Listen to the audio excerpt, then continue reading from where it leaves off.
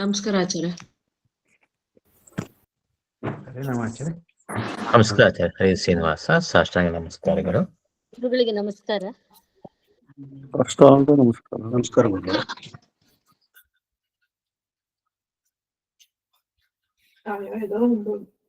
ಇದು ಇತ್ತು ಮಾತಾಡ್ಬಿಟ್ಲು. ಎಷ್ಟೋ ಹೇಳಿದ ಅವಾಗ ಸೆನ್ಸಿಟಿವ್ ಇಶ್ಯೂ ಮಾತ್ರ ಹೇಳಿಬಿಟ್ಟೆ. ಗೊತ್ತು ತಾನೆ ಆ ಕೋಪದ ಟೈಮಲ್ಲಿ ಅದನ್ನು ಈ ತರ ಫಂಕ್ಷನ್ ಅದೆಲ್ಲ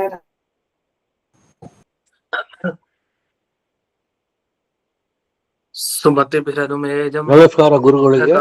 ಸಖಾಯಂ ಸುಖಮಜಮನಪಾಜಂ ಮುಕ್ತುಪಾಜಂ ವಿಮಾಜಂ ನೃಹಜಮಹಮಮೇಜಂ ಧೇಜಮಾಂನಾ ಜಗೇಜಂ ಸದಜಮಸದಜೇಜಂ ಶ್ರೀಸಹಾಜಂ ಭಜೇಜಂ ಅಂಜನಾಸೂನು ಸಾನ್ನಿಧ್ಯಾತ್ ದ್ವಿಜಜೇನ ವಿರಾಜಿತಂ ಅಜಿತಪ್ರೀತಿಜನಕಂ ಭಜೇಹಂ ವಿಜಯಧ್ವಜಂ ತಪಸ್ವಾಧ್ಯಾಯ ಶುಶ್ರೂಷಾ ಕೃಷ್ಣ ಪೂಜಾರತಂ ಮುನಿಂ ವಿಶ್ವೇಶಮಿಷ್ಟದಂ ವಂದೇ ಪರಿವ್ರಾಟ್ ಚಕ್ರವರ್ತಿನಂ. ಶ್ರೀ ಗುರುಭ್ಯೋ ನಮಃ. ಹರಿ ಓಂ. ಜನ್ಮಾದ್ಯಸ್ಯ ಯತೋನ್ವಯಾದಿತರತಶ್ಚಾರ್ಥೇಷ್ವಭಿಘ್ನಸ್ವರಾಟ್ ತೇನೇ ಬ್ರಹ್ಮ ಹೃದಯ ಆದಿಕವಯೇ ಮುಖ್ಯಂತಿ ಯಂ ಸೂರಯಃ. ತೇಜೋ ವಾರಿಮೃತಾಂ ಯಥಾ ವಿನಿಮಯೋ ಯತ್ರ ತ್ರಿಸರ್ಗೋ ಮೃಷಾ ಧಾಮ್ನಾ ಸ್ವೇನ ಸದಾ ನಿರಸ್ತಕುಹಕಂ ಸತ್ಯಂ ಪರಂ ಧೀಮಹಿ. ಓಂ ಸ್ವಸ್ತ್ಯಸ್ತು ಸದಾಂ ಅಶೇಷ ಸನ್ಮಂಗಲಾನಿ ಭವಂತು. ಸಮ್ಯಕ್ ಶ್ಲೋಕೈಕ ಶ್ರವಣ ಪಠನ ಮಾತ್ರೇಣ ವಕ್ತುಶ್ಚ ಶ್ರೋತॄಣಾಂ ನಿಖಿಲ ಕಲಿಕೃತ ಕಲ್ಮಷ ಅಪನೋದನ ಪಟುತರೆ.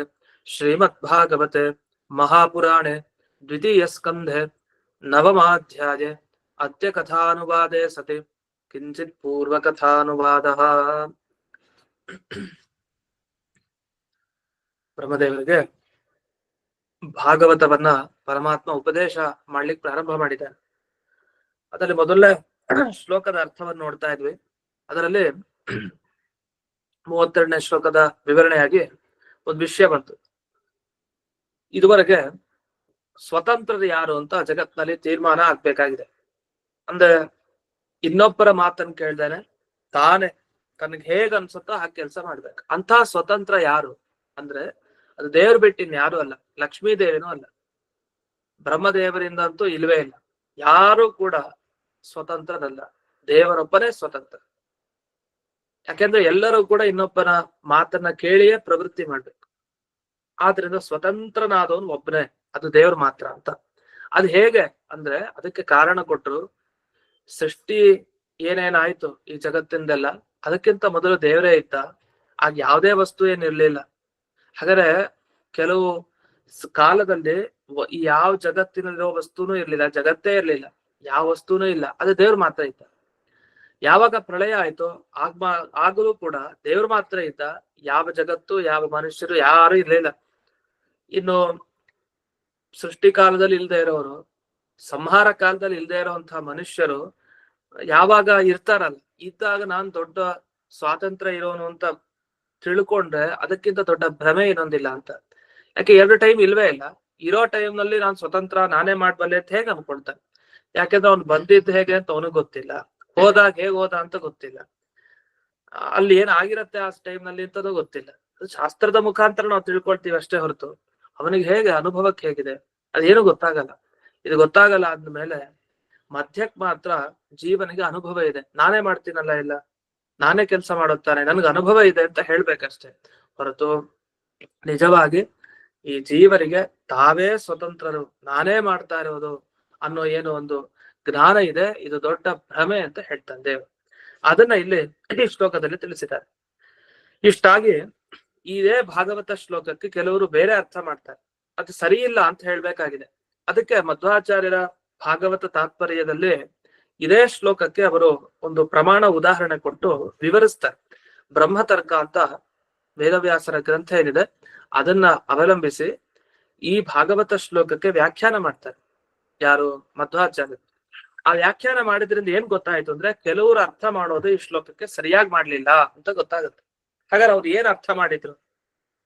ತಪ್ಪಾಗಿ ಏನ್ ಅರ್ಥೈಸಿದ್ರು ಬೇರೆಯವರು ಅಂದ್ರೆ ಅದು ಹೀಗೆ, ಅವ್ರು ಹೇಳೋದು ಹೀಗೆ ಅರ್ಥ. ಸೃಷ್ಟಿ ಮಾಡೋದಕ್ಕಿಂತ ಮುಂಚೆ ಬ್ರಹ್ಮದೇವರು ಮೊದಲು ಯಾರಿದ್ದ? ಪರಮಾತ್ಮ ಇದ್ದ, ಅವನೊಬ್ಬನೇ ಇದ್ದಂತೆ. ನಿಜ, ಅವನೊಬ್ಬನೇ ಇದ್ದ ಅನ್ನೋದಕ್ಕೆ ಏನರ್ಥ? ಯಾವುದೇ ಈ ಪ್ರಪಂಚ ಸೂಕ್ಷ್ಮ ರೂಪದಲ್ಲೂ ಇರ್ಲಿಲ್ಲ, ಸ್ಥೂಲ ರೂಪದಲ್ಲೂ ಇರ್ಲಿಲ್ಲ. ಅಂದ್ರೆ ಚೆನ್ನಾಗಿ ವ್ಯಕ್ತವಾಗಿ ಕಾಣ್ತಾನೂ ಇರ್ಲಿಲ್ಲ, ಹಾಗಂತ ಎಲ್ಲೋ ಬಚ್ಚಿಟ್ಕೊಂಡ ಹಾಗಿತ್ತ, ಆ ರೀತಿನೂ ಇಲ್ವಂತೆ. ಯಾಕೆ ಅಂದ್ರೆ ಇಡೀ ಜಗತ್ತು ದೇವರಲ್ಲೇ ಲೀನವಾಗಿದೆ, ಸೇರ್ಕೊಂಡ್ಬಿಟ್ಟಿದೆ. ಯಾವಾಗ ದೇವ್ರ ಒಳಗಡೆನೆ ಇಡೀ ಜಗತ್ತು ಸೇರ್ಕೊಂಡಿದೆ, ಇರೋನೊಬ್ನೇ ಅಷ್ಟೇ. ಹೇಗೆ ಈ ವಸ್ತು ಎಲ್ಲ, ಈ ಒಬ್ಬ ವ್ಯಕ್ತಿ ಉದಾಹರಣೆಗೆ ಮನುಷ್ಯ ಸತ್ತಾದ್ಮೇಲೆ ಒಂದ್ ದೇಹ ಎಲ್ಲಿ ಏನಾಗ್ಬೇಕು? ಭೂಮಿಯಲ್ಲಿ ಏನಾಗ್ಬೇಕಷ್ಟೇ, ಎಲ್ಲ ಹೋಗಿ ಎಲ್ಲ ಒಂದ್ ಕಡೆ ಸೇರ್ಲೇಬೇಕು. ಆಮೇಲೆ ಕಾಣುತ್ತಾ ದೇಹ? ಕಾಣೋದಿಲ್ಲ. ಹಾಗಾದ್ರೆ ಬದುಕಿದ್ದಾಗ ಸ್ಥೂಲ ರೂಪದಲ್ಲಿ ಕಾಣುತ್ತೆ, ಇವನ್ ದೇಹ ಇಷ್ಟು ಆಕಾರದಲ್ಲಿದೆ, ಇಷ್ಟು ಎತ್ತರ ಇದೆ, ಇಷ್ಟು ಅಗಲ ಇದೆ, ಎಲ್ಲ ಗೊತ್ತಾಗುತ್ತೆ. ಆದ್ರೆ ಆ ವ್ಯಕ್ತಿ ಇಲ್ದೇ ಇದ್ದಾಗ, ವ್ಯಕ್ತಿ ಯಾವಾಗ ದೇಹದಿಂದ ಹೊರಕ್ ಹೋಗ್ತಾನೆ, ಆ ದೇಹ ಯಾವಾಗ ಮಣ್ಣಾಯ್ತು ಅಂದ್ರೆ ಲೀನ ಆಯ್ತು ಅಂತ ಅರ್ಥ, ಮತ್ತೆ ಕಾಣಿಸೋದಿಲ್ಲ. ಹೀಗೆ ಒಂದು ವ್ಯಕ್ತವಾಗಿ ಬದುಕಿದ್ದಾಗ ಚೆನ್ನಾಗ್ ಕಾಣುತ್ತೆ, ಆಮೇಲೆ ಅವ್ಯಕ್ತವಾಗಿ ಮಣ್ಣಿನ ಒಳಗಡೆ ಸೇರ್ಕೊಂಡ್ಬಿಡುತ್ತಷ್ಟೇ ಅದರ ಅವಶೇಷಗಳು, ಇದೇನು ಕಾಣೋದೇ ಇಲ್ಲ. ಹಾಗೆ ಇಡೀ ಜಗತ್ತು ಆ ಸೃಷ್ಟಿಗಿಂತ ಮೊದಲು ವ್ಯಕ್ತವಾಗಂತೂ ಕಾಣ್ತಾ ಇಲ್ಲ. ಹೇಗ್ ದೇಹ ಕಾಣುತ್ತಲ್ಲ ಆತರ ಇಡೀ ಜಗತ್ತು ಹೇಗಿದೆಯೋ ಅದು ಕಾಣ್ತಾ ಇಲ್ಲ. ಆದ್ರೆ ಮಣ್ಣಿನಲ್ಲಿ ದೇಹ ಸೇರ್ಕೊಂಡ್ಬಿಡತ್ತಲ್ಲ, ಹಾಗೆ ಪರಮಾತ್ಮನಲ್ಲಿ ಇಡೀ ಜಗತ್ತು ಸೇರ್ಕೊಂಡ್ಬಿಟ್ಟಿದೆ. ಇಂಥ ಸೇರ್ಕೊಂಡಿದೆ ಅಂತ ಈಗ ಒಂದು ವಿವರಣೆ ಮಾಡಿದ್ರು. ಅದ್ರಿಂದ ಏನಾಯ್ತು? ಸೃಷ್ಟಿ ಆಗೋದಕ್ಕಿಂತ ಮೊದಲು ದೇವ್ ಒಬ್ನೇ ಇದ್ದ. ಅಹಂ ಆಸಮೇವ, ನಾನು ಒಬ್ನೇ ಇದ್ದೆ. ನಾನು ಸೃಷ್ಟಿ ಮಾಡ್ದೇನೆ ಸುಮ್ನೆ ಕೂತಿದ್ದೆ ಆಗ ಆ ಕಾಲದಲ್ಲಿ. ಆಮೇಲೆ ಏನಾಯ್ತು ಅಂದ್ರೆ ಸೃಷ್ಟಿ ಮಾಡಿದ್ಮೇಲೂ ನಾನೊಬ್ನೇ ಇದ್ದೆ ಅಂತ ಅರ್ಥ ಮಾಡ್ತಾರೆ ಈ ಶ್ಲೋಕಕ್ಕೆ. ಇದೇನಿದು? ಸೃಷ್ಟಿಗಿಂತ ಮೊದಲು ಅವನೊಬ್ನೇ ಏನೋ ಇದ್ದ, ಅದು ಸರಿ ಒಪ್ಕೊಳ್ಳೋಣ. ಸೃಷ್ಟಿ ಮಾಡಿದ್ಮೇಲೆ ಇಡೀ ಜಗತ್ತು, ಇಷ್ಟು ಚರಾಚರ ಪ್ರಪಂಚ, ಏನೇನಿದೆ ವಸ್ತುಗಳು, ಅನಂತ ವಸ್ತುಗಳು, ವಿಭಿನ್ನ ವಸ್ತುಗಳು, ಒಂದಕ್ಕಿಂತ ಮತ್ತೊಂದು ಬೇರೆ, ಅಷ್ಟು ವಿವಿಧವಾದ ಜಗತ್ತು ಕಾಣ್ತಾ ಇದೆ ಈ ಸೃಷ್ಟಿ ಆದ್ಮೇಲೆ. ಆದ್ರೆ ಪರಮಾತ್ಮ ಹೇಳ್ತಾನೆ, ಇದು ಯಾವ್ದು ಇಲ್ಲ, ನಾನೊಬ್ನೇ ಇರೋದು. ಸೃಷ್ಟಿ ಆದ್ಮೇಲೂ ನಾನೊಬ್ನೇ, ಕೊನೆಗೆ ಉಳಿಯೋನು ನಾನೊಬ್ನೇ. ಒಟ್ಟು ಸೃಷ್ಟಿಯ ಮಾಡ್ದಾಗ್ಲಿ, ಸೃಷ್ಟಿಗಿಂತ ಮುಂಚೆ ಆಗ್ಲಿ, ಪ್ರಳಯ ಆಗ್ಲಿ, ಮೂರೂ ಕಾಲ ನಾನೊಬ್ನೇ ಇರೋದು ಅಂತ ಅರ್ಥ ಮಾಡ್ಬಿಟ್ರು. ಇದು ಯಾಕೆ ಸರಿ ಇಲ್ಲ ಅಂದ್ರೆ ನೀವೇ ವಿಚಾರ ಮಾಡ್ಬೋದು, ಯಾಕೆ ಸರಿ ಇಲ್ಲ ಇದು? ಸೃಷ್ಟಿ ಮಾಡಿದ್ಮೇಲೆ ಯಾವ್ದು ಇಲ್ವಾ? ಅವನೊಬ್ನೇ ಇದ್ನ? ಅವ್ರು ಹೇಳೋ ಪ್ರಕಾರ ಏನಂದ್ರೆ, ಈ ಜಗತ್ತೆಲ್ಲ ಸುಳ್ಳು ಅಂತ ಹೇಳ್ತಾರೆ. ಈ ಜಗತ್ತಿನಲ್ಲಿ ಇರುವಂತಹ ಪ್ರತಿಯೊಂದು ವಸ್ತುಗಳು ಸುಳ್ಳು. ಯಾಕೆ? ದೇವರೇ ಈ ಜಗತ್ತು, ಜಗತ್ತಿಗಿಂತ ದೇವ್ರು ಬೇರೆ ಅಲ್ಲ. ದೇವರೇ ಪ್ರತಿಯೊಬ್ಬನಾಗಿ ತಾನೇ ಅವತಾರ ಎತ್ತಿದ್ದಾನೆ. ಅವನ್ಗೆ ಅವತಾರ ಬರೀ ಮತ್ಸ್ಯಕೂರ್ಮ ವರಾಹ ಅಲ್ಲ, ಪ್ರತಿಯೊಬ್ಬ ಜೀವನಾಗ್ ತಾನೇ ಬಂದಿರೋದು ಅಂತ ಅರ್ಥ. ಹೀಗೆ ಹೇಳ್ತಾರವ್ರು. ಆದ್ರೆ ಇಂಥ ವ್ಯಾಖ್ಯಾನ ಎಂಥ ಅಸಂಬದ್ಧ. ಯಾಕೆ ಇಷ್ಟು ದುಃಖ? ಹಾಗಾದ್ರೆ ಎಲ್ಲಾ ಮನುಷ್ಯರಿಗೆ, ಎಲ್ರೂ ಮನುಷ್ಯರು ದೇವರೇ ಆಗಿದ್ರೆ ಇಷ್ಟೆಲ್ಲ ಯಾಕೆ ದುಃಖ ಪಡ್ತಾರೆ? ಅರ್ಥನೇ ಇಲ್ಲ. ಆದ್ರೆ ಈ ವ್ಯಾಖ್ಯಾನ ಏನಿದೆ, ಇಡೀ ಜಗತ್ತಾಗಿ ತಾನೇ ಬದಲಾಗ್ತಾನೆ ದೇವರು ಅಂತ ಏನ್ ವ್ಯಾಖ್ಯಾನ ಮಾಡ್ತಾರೆ. ಈ ರೀತಿ ವ್ಯಾಖ್ಯಾನ ಮಾಡಿದಾಗ ಏನ್ ಗೊತ್ತಾಯ್ತು ಅಂದ್ರೆ, ಸೃಷ್ಟಿಗಿಂತ ಮೊದಲು ಅವನೊಬ್ನೇ ಇದ್ದ, ಸೃಷ್ಟಿ ಆದ್ಮೇಲೂ ಒಬ್ನೇ ಇದ್ದ, ಪ್ರಳಯ ಕಾಲದಲ್ಲೂ ಒಬ್ನೇ ಇದ್ದ ಅಂತ ಅರ್ಥ ಮಾಡ್ಬೇಕಾಗಿ ಬರುತ್ತೆ. ಆದ್ರೆ ಇದು ತಪ್ಪು, ಇದು ಸರಿ ಇಲ್ಲ. ಇದು ಒಂದು ವ್ಯಾಖ್ಯಾನ ಆಯ್ತು. ಇನ್ ಕೆಲವ್ರು ಏನ್ ಅರ್ಥ ಮಾಡ್ತಾರೆ ಅಂದ್ರೆ, ಈಗ ಪ್ರಳಯ ಕಾಲದಲ್ಲಿ ಜೀವರು ಇರ್ತಾರೆ, ಇಲ್ಲ ಅಂತ ಹೇಳಲ್ಲ, ಅವರು ನಿದ್ದೆ ಮಾಡ್ತಾ ಇರ್ತಾರೆ. ಇನ್ನು ಪ್ರಕೃತಿ ಇತ್ತು, ಅದೃಷ್ಟ ಪುಣ್ಯ ಪಾಪ ಕರ್ಮಗಳು ಆಗ್ಲೂ ಇತ್ತು ಪ್ರಳಯ ಕಾಲದಲ್ಲಿ, ಕಾಲ ಇತ್ತು. ಆದ್ರೆ ಪ್ರಪಂಚ ಮಾತ್ರ ಕಾಣ್ತಾ ಇಲ್ಲ ಅಷ್ಟೇ. ಇರ್ಲಿಲ್ಲ ಅಂತಲ್ಲ, ಇವ್ರು ನಿದ್ರೆಗ್ ಜಾರಿದ್ರು, ಅದೆಲ್ಲ ಇತ್ತು, ಇಲ್ಲದೆ ಇರೋ ತರ ಆಗಿತ್ತು ಅಷ್ಟೇ. ಹೀಗೆ ಅರ್ಥವನ್ನ ಮಾಡ್ಬೇಕು ಅಂತ ಕೆಲವರು ಅರ್ಥ ಮಾಡಿದ್ರು. ಆದ್ರೆ ಇವ್ರೇನ್ ಮಾಡ್ತಾರೆ ತಪ್ಪು ಅಂತಂದ್ರೆ, ಈ ಪ್ರಕೃತಿ ತತ್ವ, ಕಾಲ ಎಲ್ಲ ಏನಿದೆಯಲ್ಲ, ಎಲ್ಲ ಪರಮಾತ್ಮನ ಒಳಗಡೆ ಸೇರ್ಕೊಂಡಿತ್ತು, ಅದ್ ಯಾವ್ದು ಇರ್ಲಿಲ್ಲ ಅಂತ ವ್ಯಾಖ್ಯಾನ ಮಾಡ್ತಾರೆ. ಆದ್ರೆ ಇದು ಯಾವ್ದು ಸರಿಯಲ್ಲ.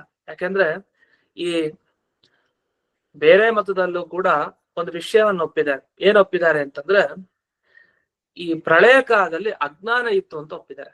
ಅಜ್ಞಾನ ಅಂದ್ರೆ ಕತ್ತಲೆ, ನಿಬಿಡ ಕತ್ತಲೆ. ಈಗ ಬೆಳಕಿಲ್ದೆ ಇದ್ದಾಗ, ಸೂರ್ಯ ಇದ್ನ ಪ್ರಳಯ ಕಾಲದಲ್ಲಿ ಇಲ್ಲ, ಸೂರ್ಯ ಇಲ್ಲ ಅಂದ್ಮೇಲೆ ಬೆಳಕಲ್ಲಿ ಏನ್ ಬರುತ್ತೆ? ಕತ್ತಲು, ಎಲ್ಲಾ ಕಡೆ ಕತ್ತಲು. ತಮ ಆಸೀತ್ ಅಂತ ವೇದವಾಕ್ಯ ಹೇಳುತ್ತೆ. ಆಗ ಬರೀ ಕತ್ತಲೆ ಇತ್ತು, ಹಾಗಾದ್ರೆ ಅಜ್ಞಾನ ಇತ್ತು ಅಂತ ಒಪ್ತಾರೆ. ಆಮೇಲೆ ಪ್ರಶ್ನೆ ಮಾಡಿದ್ರೆ, ಹಾಗಾದ್ರೆ ದೇವ್ರ ಜೊತೆಗೆ ಅಜ್ಞಾನನು ಇತ್ತ? ಹಾಗಾದ್ರೆ ನೀವೇನ್ ಹೇಳಿದ್ರಿ? ಪ್ರಳಯ ಕಾಲದಲ್ಲಾಗ್ಲಿ, ಸೃಷ್ಟಿಗಿಂತ ಮೊದಲಾಗ್ಲಿ ದೇವ್ರ ಒಬ್ನೇ ಇತ್ತ ಅಂತ ಹೇಳ್ತೀರಿ. ದೇವ್ರ ಒಬ್ನೇ ಹೇಗಿತ್ತ? ಕತ್ತಲಿತ್ತೋ ಬೆಳಕಿತ್ತೋ? ಆಗ ಕತ್ತಲಿತ್ತು. ಯಾಕೆ? ದೇವರೇನ್ ಸೃಷ್ಟಿ ಮಾಡ್ಲಿಲ್ಲ, ಸೂರ್ಯ ಇಲ್ಲ, ಚಂದ್ರ ಇಲ್ಲ, ಯಾವ ನಕ್ಷತ್ರ ಇಲ್ಲ, ಯಾವ್ದು ಹೊಳೆಯೋ ವಸ್ತು ಇಲ್ಲ ದೇವರನ್ನ ಬಿಟ್ಟು. ಆಗ ಕತ್ತಲೆ ಇತ್ತು ಅಂತ ಹೇಳೋ ವಾಕ್ಯ ಸಿಗತ್ ನಮ್ಗೆ. ಆದ್ರಿಂದ ಕತ್ತಲೆ ಅನ್ನೋದೊಂದು ಸತ್ಯವಾದ ವಸ್ತು ಇದೆ, ದೇವರೊಬ್ಬ ಇದೆ, ದೇವರು ಜೊತೆ ಕತ್ತಲೆ ಎರಡಿತ್ತಲ್ಲ ಅಂದ್ರೆ ಅದು ಕತ್ತಲೆ ಇದೆ ಅಂತ ಹೇಳೋದು ನಿಜವಾಗಲ್ಲ, ಸುಮ್ನೆ ಹಾಗೆ ಇದೆ ಅಂತ ವ್ಯಾಖ್ಯಾನ ಮಾಡ್ತಾರೆ. ಇದು ಹೇಗೆ ಅಂದ್ರೆ ಈಗ ಜಗತ್ತೆಲ್ಲ ಕಾಣ್ತಾ ಇದೀವಲ್ಲ, ಜಗತ್ತನ್ನೆಲ್ಲ ನಾವು ನೀವು ಎಲ್ಲ ಇದೀವಿ ಅಂತ ನಮಗೆ ಭ್ರಮೆ ಅಷ್ಟೇ. ವಾಸ್ತವಿಕವಾಗಿ ನೀವು ಯಾರು ಸತ್ಯ ಅಲ್ಲ, ಒಂದು ದಿವಸ ಇದೆಲ್ಲ ಸುಳ್ಳು ಅಂತ ಗೊತ್ತಾಗುತ್ತೆ. ಉಳಿಯೋದು ಯಾರು? ಅದು ಬ್ರಹ್ಮ ಮಾತ್ರ, ದೇವರ ಮಾತ್ರ. ಇದೆಲ್ಲ ಸುಳ್ಳು ಅಂತ ಹೀಗೆ ಈ ಭಾಗವತ ಶ್ಲೋಕಕ್ಕೆ ಈ ರೀತಿ ಅರ್ಥವನ್ನ ಮಾಡಿದ್ದಾರೆ. ಆದ್ರೆ ವಾಸ್ತವಿಕವಾಗಿ ಈ ಭಾಗವತದ ಅರ್ಥ, ಈ ಶ್ಲೋಕ ಇದೆ ಅಂದ್ರೆ ಭಗವಂತ ಬ್ರಹ್ಮದೇವರಿಗೆ ಉಪದೇಶ ಕೊಟ್ಟಂತಹ ಶ್ಲೋಕ ಇದೆ, ಅದು ಅರ್ಥ ಆಗ್ದೇನೆ ಹೀಗೆಲ್ಲ ವ್ಯಾಖ್ಯಾನ ಮಾಡಿದ್ದಾರೆ. ಯಾಕೆಂದ್ರೆ ಯಾರು ಉಪದೇಶ ಕೊಟ್ನೋ ಅಂದ್ರೆ ಪರಮಾತ್ಮ ಯಾರು ಉಪದೇಶ ಕೊಟ್ಟಿದ್ದಾನೆ, ಈ ಭಾಗವತದ ಮೊದಲನೇ ಪದ್ಯ, ಈ ಚತುಶ್ಲೋಕಿ ಭಾಗವತದಲ್ಲಿ ಈ ಪದ್ಯಕ್ಕೆ ಅವನೇ ಅರ್ಥ ಮಾಡಿದ್ದಾನೆ ಇನ್ನೊಂದು ಗ್ರಂಥದಲ್ಲಿ. ಆ ಅರ್ಥವನ್ನ ತಗೊಳ್ಳೋದು ಬಿಟ್ಟು ಮೇಲ್ನೋಟಕ್ಕೆ ಸಿಗೋ ಅರ್ಥವನ್ನೇ ಮಾಡಿದ್ರೆ ತಪ್ಪಾಗಿ ಅರ್ಥ ಆಗುತ್ತೆ. ಅದರಿಂದ ಹಾಗಲ್ಲ ಅಂತ ಉತ್ತರವನ್ನ ಆಚಾರ್ಯರು ಬರೀತಾ ಹೋಗ್ತಾರೆ. ಆ ಮಾತಿಗೆ ಏನ್ ಅರ್ಥ? ಈಗ ಬ್ರಹ್ಮತರ್ಕದಲ್ಲಿ ಬಂದ ಮಾತೇನು ಅಂತ ಹೀಗೆ ಹೇಳ್ತಾ ಹೋಗ್ತಾರೆ. ಪರಂ ಸ್ವತಂತ್ರಂ ನ, ಮೊದಲನೇ ವಾಕ್ಯ ಆಚಾರ್ಯರು. ಇಲ್ಲಿ ದೇವರನ್ ಬಿಟ್ಟು ಇಡೀ ಜಗತ್ತೇ ಇಲ್ಲ ಅಂತ ಹೇಳಿಕ್ ಹೋಗ್ತಾ ಇಲ್ಲ, ಎಲ್ಲ ಇದ್ರೂ ಇಲ್ದೇ ಇರೋ ತರ. ಅದೇನಂದ್ರೆ ಈಗ ಪಕ್ಷ ಕಟ್ಕೊಂಡಿರ್ತಾರೆ, ನಮ್ ಪಕ್ಷ, ಅವ್ರ ಪಕ್ಷ, ಇವ್ರ ಪಕ್ಷ, ಅದಕ್ಕೊಬ್ಬ ಲೀಡರು ಇರ್ತಾರೆ, ಬೇಕಾದಷ್ಟು ಜನ ಇರ್ತಾರೆ. ಆದ್ರೆ ಯಾರ ಹೆಸರು ಹೇಳೋದೇ ಇಲ್ಲ, ಅವರೆಲ್ಲ ಇದ್ರೂ ಇಲ್ದೇ ಇರೋ ತರ, ಉಪಯೋಗನೇ ಇಲ್ಲ ಅಂತ. ಶಕ್ತಿ ಇಲ್ಲ, ಯಾರಿಗ್ ತುಂಬಾ ಶಕ್ತಿ ಇದೆ, ಒಳ್ಳೆ ಸಾಮರ್ಥ್ಯ ಇದೆ, ಅವನೊಬ್ಬನ ಹೆಸರಲ್ಲೇ ಹೇಳೋದು, ಇಡೀ ಪಕ್ಷವನ್ನ ಹೇಳೋದು. ಅದ್ ಯಾವ್ದೇ ಆಗ್ಲಿ, ಎಲ್ಲೇ ಒಂದು ಗುಂಪಿರ್ಲಿ, ಆ ಗುಂಪಿನಲ್ಲಿ ನಾಯಕ ಯಾರಿರ್ತಾನೆ ಅವನು ಬಹಳ ಸಮರ್ಥ, ಅವನ ಹೆಸರು ಹೇಳ್ತಾ ಇರ್ತಾನೆ. ಅವ್ನು ಹಿಂದಿರೋರು ಯಾರಿದ್ದಾರೆ ಏನೋ ಗೊತ್ತಿಲ್ಲ, ಇದ್ರೂ ಇಲ್ದೇ ಇರೋ ತರ. ಯಾಕೆ? ಅವ್ರಿಗೇನ್ ಶಕ್ತಿ ಇಲ್ಲ, ಅವ್ರ ಮುಂದ್ ಬಂದು ಏನೋ ಉಪಯೋಗ ಇಲ್ಲ. ಅವ್ನು ಯಾರೊಬ್ಬ ಮುನ್ನಡೆಸ್ತಾ ಇರ್ತಾನೆ ಅವನನ್ನೇ ಒಬ್ನೇ ಇರೋದು ಅನ್ನೋ ತರ ಹೇಳ್ತಾ ಇರ್ತೀವಿ, ಆ ಹೆಸರನ್ನೇ ಹೇಳ್ತಾ ಇರ್ತೀವಿ. ಅದೇ ತರ ಇಡೀ ಜಗತ್ನಲ್ಲಿ ಆ ಪ್ರಳಯ ಕಾಲದಲ್ಲಿ ಇದ್ರು, ಜೀವರಿದ್ರು, ಪ್ರಕೃತಿತತ್ವ ಇತ್ತು, ಕಾಲ ಇತ್ತು, ಎಲ್ಲ ಇದ್ರೂ ಇಲ್ದೇ ಇರೋ ತರ. ಯಾಕೆ? ಅದ್ ದೇವ್ರಿಲ್ದೆ ಏನು ಮಾಡ್ಕೊಳ್ಲಿಕ್ ಆಗಲ್ಲ. ಆ ಯಾವ ವಸ್ತುಗಳು ಕೂಡ ಸುಮ್ನೆ ಇರತ್ತಷ್ಟೇ.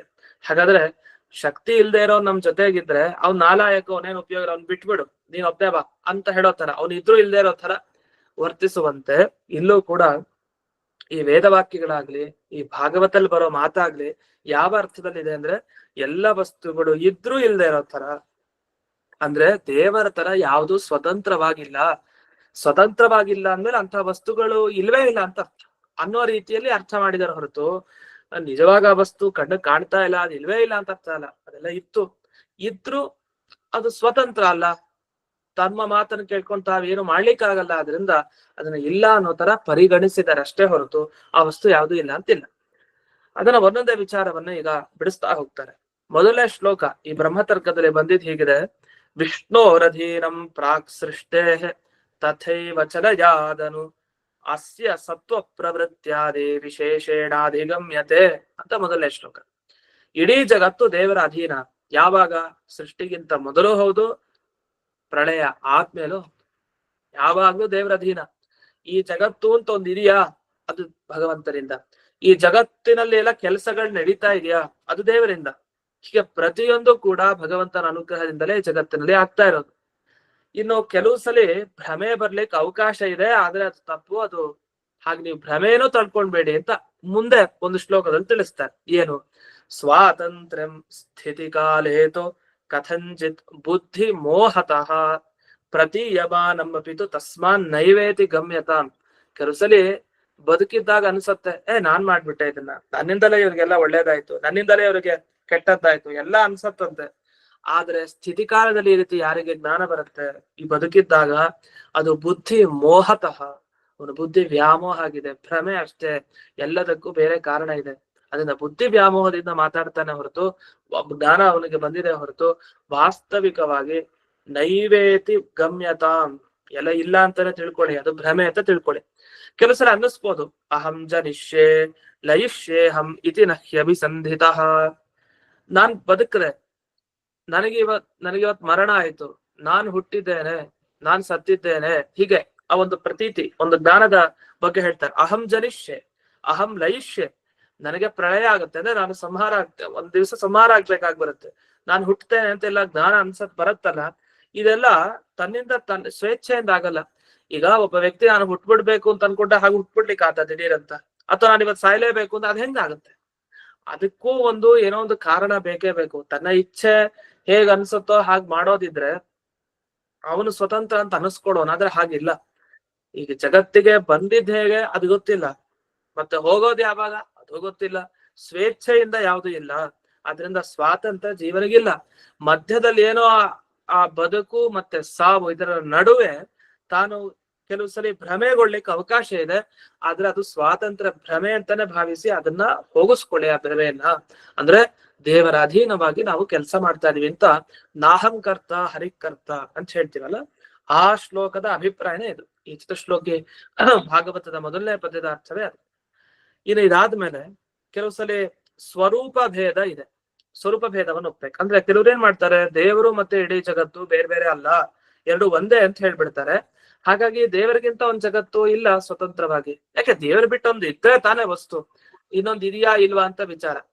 ಅದೇ ದೇವರಿಗಿಂತ ಬಿಟ್ಟು ಇನ್ನೊಂದು ಇಲ್ವಲ್ಲ ಅಂದ್ರೆ ಹಾಗಲ್ಲ. ಸ್ಪಷ್ಟವಾಗಿ ಸ್ವರೂಪ ಭೇದ ಇದೆ. ಅದೇ ಬೇರೆ ಬೇರೆ ಬ್ರಹ್ಮ ಅಂತ ಒಂದಿದೆ, ಜಗತ್ತು ಅಂತ ಒಂದಿದ್ದೇ ಇದೆ. ಅದ್ ಎರಡನ್ನು ಕೂಡ ಮಿಕ್ಸ್ ಮಾಡ್ಬಾರ್ದು. ಅಂದ್ರೆ ಅದೆರಡು ಒಂದೇ ಅಂತ ಮಿಶ್ರಣ ಮಾಡಿ ನಾವು ವ್ಯವಹಾರ ಮಾಡ್ಬಾರ್ದು. ಹಾಗಾದ್ರೆ ಹೇಗ್ ಸಾಧನೆ ಮಾಡ್ತೀರಿ ಬೇರೆ ಬೇರೆ ಇತ್ತು ಅಂತ? ನೋಡಿ, ಆತ್ಮೈವ ಇದಮಗ್ರ ಆಸೀತ್, ಬ್ರಹ್ಮ ಒಬ್ಬನೇ ಮೊದಲಿಗಿತ್ತ. ಅಂದ್ರೆ ಮೊದಲು ಜಗತ್ತಿರ್ಲಿಲ್ಲ ಅಂತ ಅರ್ಥ. ಹಾಗಾದ್ರೆ ಜಗತ್ ಬೇರೆ ಬ್ರಹ್ಮ ಬೇರೆ ಅಂತ ಇದರಿಂದ ಸ್ಪಷ್ಟ. ಇಲ್ಲಾಂದೇನ್ ಹೇಳ್ಬೇಕಾಗಿತ್ತು, ಜಗತ್ತೇ ಆತ್ಮನಾಗಿ ಒಂದೇ ಉಳ್ಕೊಂಡಿತ್ತು ಮುಂಚೆ ಅಂತ. ಹಾಗೆ ಹೇಳಿಲ್ಲ. ಆತ್ಮೈವ ಇದಂ, ಈ ಪರಮಾತ್ಮನೊಬ್ಬನೇ ಆ ಸೃಷ್ಟಿಗಿಂತ ಮೊದಲಿದ್ದ. ಸ್ಥಿತಿಕಾಲ ಆದ್ಮೇಲೆ ಪ್ರಳಯ ಬಂದಾಗಲೂ ಅವನೊಬ್ಬನೇ ಇದ್ದ, ಬೇರೆ ಯಾವ್ದು ಇರ್ಲಿಲ್ಲ. ಅಂದ್ರೆ ಅಭಿಪ್ರಾಯ ಜಗತ್ತಾಗಿರ್ಲಿಲ್ಲ ಅಂತ ಅಷ್ಟೇ ಹೊರತು ಜಗತ್ ಸುಳ್ಳು ಅಂತ ಅರ್ಥ ಅಲ್ಲ.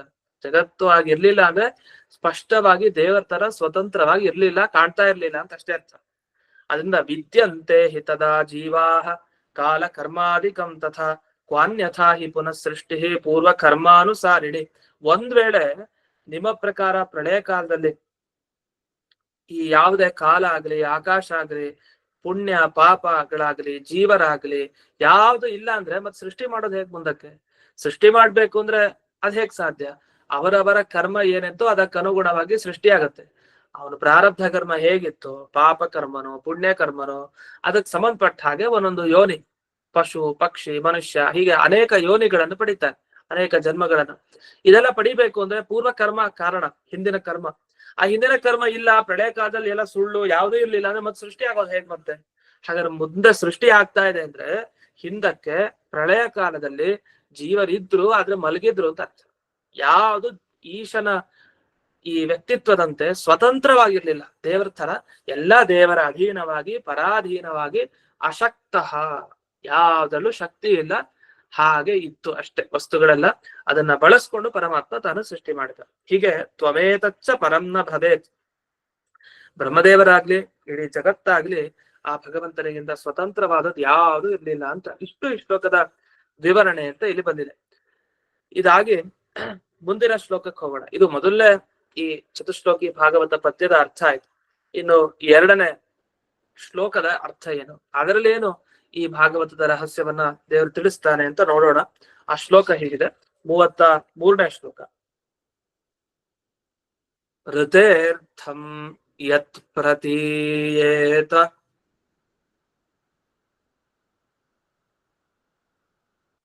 ನ ಪ್ರತೀಯೇತ ಚಾತ್ಮನಿ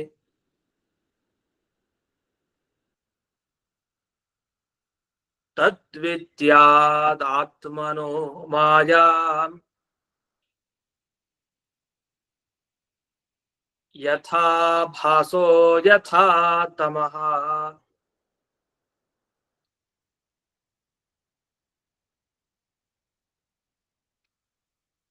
ಈ ಮೊದಲನೇ ಪದ್ಯದಲ್ಲಿ ಒಂದ್ ಕಡೆ ಅರ್ಥ ಮಾಡಿದ್ರು ಏನಂತ, ದೇವರಿಗಿಂತ ಮತ್ತೊಂದ್ ಜಗತ್ತು ಅಂತ ಇಲ್ಲವೇ ಇಲ್ಲ ಅಂತಲ್ಲ, ಇದ್ರೂ ಉಪಯೋಗ ಇಲ್ಲ ಅದ್ರದ್ದು ಅಂತ, ಸ್ವತಂತ್ರವಾಗಿ ಇಲ್ಲ ಅನ್ನೋ ಅಭಿಪ್ರಾಯದಲ್ಲಿ ಹೇಳಿದ್ದಷ್ಟೇ ಅಂತ ಬಂತು.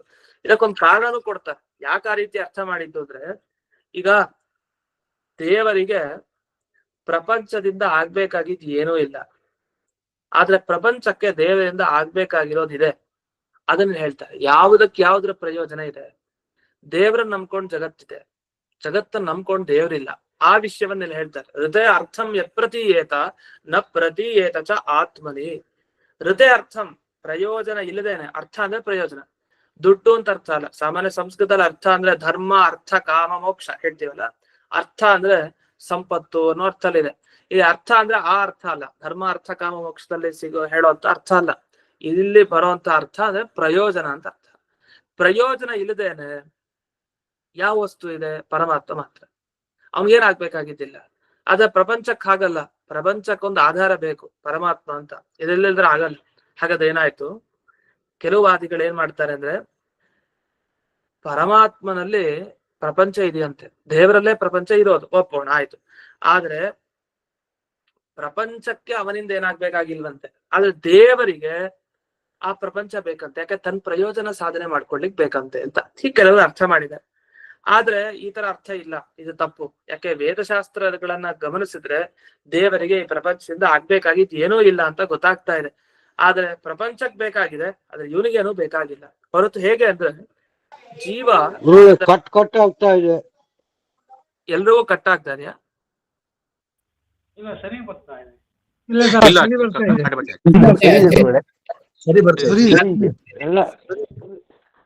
ಎಲ್ಲ ಸರಿ ಬರ್ತಾರೆ. ಆಚಾರ್ಯ ಮಧ್ಯಾಹ್ನ ಮತ್ತೆ ರೀಜಾಯ್ನ್ ಆಗಿ ಮತ್ತೆ ವಾಪಸ್ ಹೋಗಿ ಮತ್ತೆ ಬಂಜಾಯ್.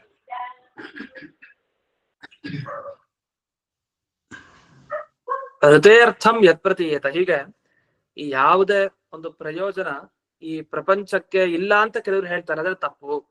ಪ್ರಪಂಚಕ್ಕೆ ದೇವರಿಂದ ಪ್ರಯೋಜನ ಇದೆ, ಆದ್ರೆ ದೇವರಿಗೆ ಪ್ರಪಂಚದಿಂದ ಪ್ರಯೋಜನ ಇಲ್ಲ. ಅದಕ್ಕೊಂದು ಉದಾಹರಣೆ ಕೊಡ್ತಾರೆ. ಏನು ಅಂದ್ರೆ, ಈಗ ಜೀವ ಪ್ರಪಂಚದ ಒಳಗಡೆ ಇದ್ದಾನೆ. ಜೀವ ತಾನು ಅನ್ಕೊಂಡ ಹಾಗೆ ನಡಿಲಿಕ್ಕೆ ಆಗಲ್ಲ. ಆದ್ರೆ ಅವನಿಗೆ ಅತೀಂದ್ರಿಯವಾದ ಶಕ್ತಿ, ದೇವರ ಅನುಗ್ರಹ ಇದ್ರೆ ಅವನು ಅನ್ಕೊಂಡಿದ್ ನಡೆಯುತ್ತೆ. ಹಾಗಾದ್ರೆ ದೇವರ ಅಧೀನವಾಗಿ ಜೀವ ಇದ್ದಾನೆ. ಹಾಗಂತ ಜೀವನ ಅಧೀನವಾಗಿ ದೇವರಿಲ್ಲ, ಜೀವನ ಮಾತನ್ನ ಕೇಳ್ಕೊಂಡು ಪರಮಾತ್ಮ ಇಲ್ಲ. ಆದ್ರಿಂದ ಇದರಿಂದ ಏನ್ ಗೊತ್ತಾಯ್ತು ಅಂದ್ರೆ, ಈ ಜಗತ್ತಿರೋ ಪ್ರತಿ ವಸ್ತುಗಳು ಕೂಡ ಒಂದು ಅತೀಂದ್ರಿಯ ಶಕ್ತಿಯನ್ನ ಅವಲಂಬಿಸಿಕೊಂಡಿದೆ. ಅದು ಅತೀಂದ್ರಿಯ ಶಕ್ತಿಗೆ ಇದರ ಅಗತ್ಯ ಇಲ್ಲ, ಆದ್ರೆ ಇಲ್ಲಿರೋ ವಸ್ತುಗಳಿಗೆ ಅತೀಂದ್ರಿಯ ಶಕ್ತಿಯ ಅಗತ್ಯ ಇದೆ ಅನ್ನೋದು ಸ್ಪಷ್ಟ. ಇದು ಹೇಗೆ ಅಂದ್ರೆ ಬಿಂಬ ಪ್ರತಿಬಿಂಬ ಭಾವ. ಹೇಗೆ ನಮ್ಮ ನೆರಳು, ನಾವು ಹೇಗ್ ನಡ್ಕೊಂಡು ಹೋಗ್ತೀವೋ ನಮ್ಮ ನೆರಳು ಹಾಗೆ ಹೋಗ್ತಾ ಇರುತ್ತೆ. ನಮ್ಮಿಂದ ಆ ನೆರಳು ನಾಶನೂ ಆಗ್ಬಹುದು, ನಮ್ ಕೈಲಿ ಇರತ್ತೆ ಆ ನೆರಳು. ದೇವರ ನೆರಳು ತರ ನಾವಂತೆ. ದೇವರ ನೆರಳು ತರ ಅಂತ ಅರ್ಥ ಏನು?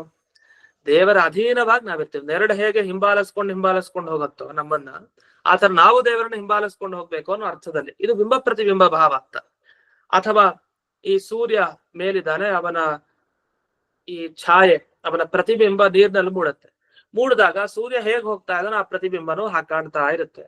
ಯಾವಾಗ ಸೂರ್ಯ ತಾನು ಹೊರಟೋಗ್ಬಿಡ್ತಾನೋ ಹಾಗೆ ಪ್ರತಿಬಿಂಬನೂ ಕೂಡ ಕಾಣಲ್ಲ. ಈ ತರ ಆಗತ್ತೆ ಆ ವ್ಯವಸ್ಥೆ.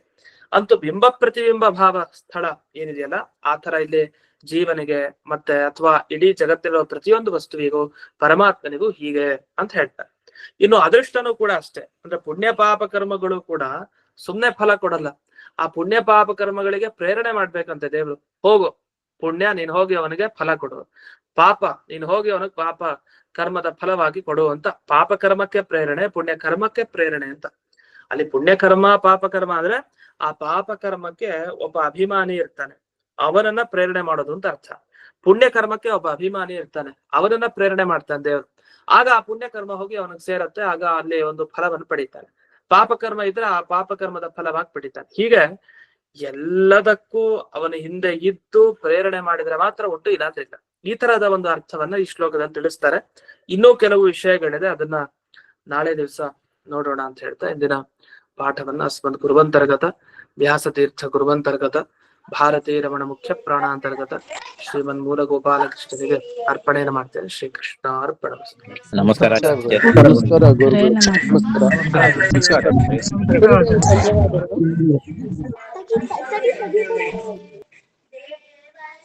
ಎರಡನೇ ಒಂದು ವಾಕ್ಯ ಮಾಯಾ ಮಂತ್ರ